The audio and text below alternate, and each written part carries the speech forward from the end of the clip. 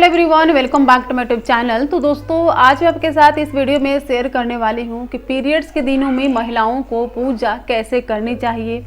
अगर घर में लड्डू गोपाल जी हैं तो उनकी पूजा सेवा कैसे करनी चाहिए, व्रत कैसे करनी चाहिए, इसकी संपूर्ण जानकारी आज मैं आपके साथ इस वीडियो में शेयर करने वाली हूँ।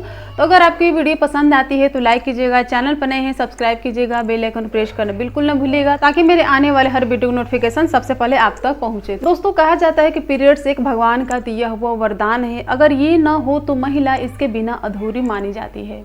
दोस्तों, शास्त्रों के अनुसार पीरियड्स के दिनों में महिलाओं को पूजा, देव कार्य, पितृ कार्य नहीं करने चाहिए, ऐसा कहा गया है, क्योंकि महिला के शरीर से नेगेटिविटी ऊर्जा निकलती है जो शरीर के लिए हानिकारक होती है। तो महिलाओं को पीरियड्स आने के 5 दिनों बाद ही पूजा शुरू करनी चाहिए। दोस्तों, अगर आपके घर में कोई पूजा पाठ करने वाला नहीं है तो आप अपने घर के मंदिर में पर्दा लगा दीजिए। दोस्तों, अगर आपके घर में लड्डू गोपाल जी हैं, आप लड्डू गोपाल जी की पूजा सेवा करती हैं और आपके पीरियड आ जाए तो ऐसे में पूजा हम उनकी कैसे करें।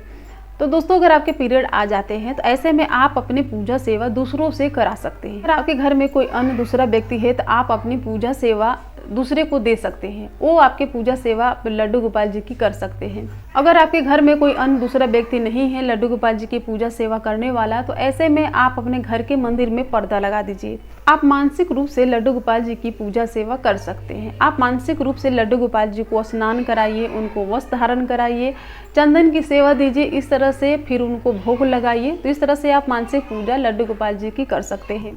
और उसके बाद आप हाथ जोड़ करके और आप बोल सकते हैं कि हे अर्सखिया, हे राधा रानी, आप आइए, मैं पूजा करने के लायक नहीं हूँ, तो आप आइए और मेरे लड्डू गोपाल जी की पूजा सेवा कर दीजिए और उनको सुंदर सुंदर भोग लगा दीजिए। इस तरह से बोलने से जो अष्टसखियाँ होती हैं, राधा रानी होती हैं, वो लड्डू गोपाल जी की पूजा और सेवा कर देती हैं।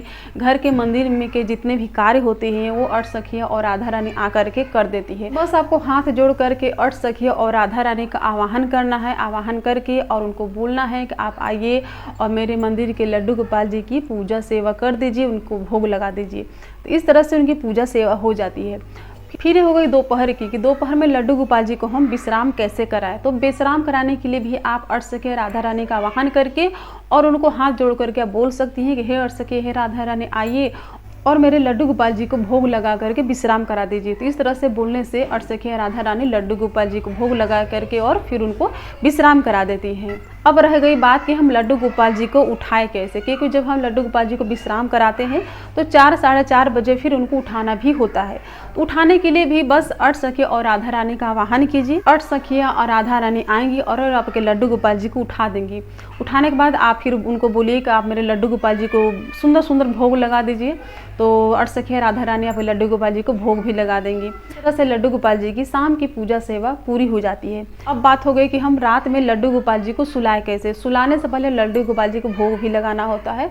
तो बस आप अपने घर के मंदिर के सामने या फिर किसी भी रूम में या कहीं भी आप बैठ करके, ये कोई जरूरी नहीं है कि घर के मंदिर के सामने ही बैठ करके और अष्टसखी राधा रानी का आवाहन करना, नहीं, कहीं भी बैठे बैठे बेड पर बैठे बैठे आप इस पूजा सेवा को आप कर सकते हैं।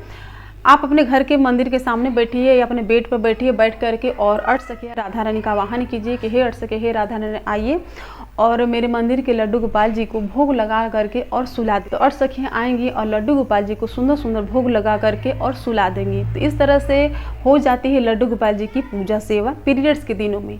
उसके बाद आपको अपनी पूजा सेवा छोड़नी नहीं है। आप मानसिक रूप से लड्डू गोपाल जी को स्नान कराइए, भोग लगाइए। लड्डू गोपाल जी को 12 बजे विश्राम कराया जाता है, तो आप मानसिक रूप से लड्डू गोपाल जी को 12 बजे विश्राम कराइए। फिर मानसिक रूप से आप उनको उठाइए, फिर रात में उनको भोग लगाइए मानसिक रूप से, और रात में फिर उनको आप मानसिक रूप से सुलाइए। तो ये आपकी पूजा हो जाएगी। यानी कि आपकी जो दैनिक पूजा है, जो आप रोज अपने शरीर से, अपने हाथों से करते हैं, ये पूजा अगर आप मानसिक रूप से प्रतिदिन कर लेते हैं तो आपकी पूजा खंडित नहीं मानी जाएगी, ऐसे शास्त्रों में बताया गया है। तो आप इस तरह से लड्डू गोपाल जी की पूजा सेवा पीरियड्स के दिनों में कर सकते हैं। किसी और के सहारे की जरूरत नहीं पड़ेगी। आप अपनी पूजा सेवा स्वयं से कर सकते हैं। अष्टसखियाँ राधा रानी का आवाहन करके कर सकते हैं और लड्डू गोपाल जी जी की पूजा सेवा करने के लिए घर के मंदिर में अष्टसखिया और राधा रानी की फोटो तस्वीर की जरूरत भी नहीं पड़ती, क्योंकि अष्टसखिया राधा रानी हमेशा लड्डू गोपाल जी की, कृष्ण भगवान के इर्द गिर्द चारों तरफ बैठी रहती हैं। लेकिन अगर आप लगाना चाहते हैं तो लगा सकते हैं। अब रह गई बात कि हम मंत्र जाप कर सकते हैं या नहीं, तो आप पीरियड्स के दिनों में मंत्र जाप कर सकते हैं, भगवान का नाम ले सकते हैं। बस मंत्र जाप करने के लिए जो माला होती है उस माला को आप छू नहीं सकते। पीरियड्स के दिनों में मंत्र जाप करने के लिए माला की जरूरत नहीं पड़ती। आप बिना माला के भी मंत्र जाप कर सकते हैं, भगवान का नाम ले सकते हैं। और मंत्र जाप करने के लिए और माला जाप करने के लिए आसन की भी आवश्यकता नहीं पड़ती। आप अपने बेड पर बैठे बैठे मंत्र जाप कर सकते हैं, माला जाप कर सकते हैं, भगवान का नाम ले सकते हैं, मानसिक रूप से पूजा कर सकते हैं, मानसिक रूप से भगवान जी की सेवा कर सकते हैं। पीरियड्स के दिनों में किसी भी देवी देवता की पूजा आप मानसिक रूप से कर सकते हैं। अगर आप लड्डू गोपाल जी की पूजा सेवा नहीं करते हैं, किसी अन्य देवी देवता की पूजा करते हैं, जैसे भगवान कृष्ण जी, विष्णु जी, शिव जी, दुर्गा जी, किसी भी देवी देवता की आप पूजा करते हैं, तो उनकी पूजा आपको छोड़ने की आवश्यकता नहीं पड़ेगी। आप मानसिक रूप से उनकी पूजा कर सकते हैं। मानसिक रूप से जब आप पूजा करेंगे तो आपकी जो पूजा होगी खंडित नहीं होगी और इसका जो फल होगा आपको पूरा पूरा मिलेगा। किसी भी देवी देवता की पूजा सेवा पीरियड्स के दिनों में कर सकते हैं, ऐसा शास्त्रों में बताया गया है।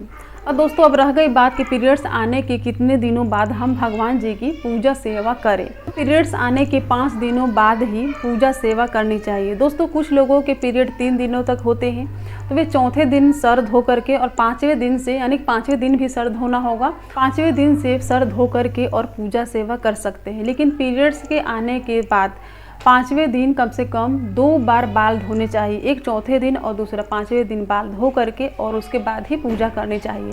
कुछ लोगों के पीरियड 5 दिन आते हैं, कुछ लोगों के पीरियड 6 दिन, कुछ लोगों के पीरियड 7 दिन तक आते हैं, तो ये नॉर्मल होते हैं और सभी के साथ ऐसा होता है। ऐसे में आपको क्या करना है कि जब आपका पीरियड खत्म हो जाए तो 2 दिन बाल धोइए। 2 दिन बाल धोने के बाद आप पूजा सेवा कर सकते हैं, किसी भी देवी देवता की पूजा सेवा कर सकते हैं।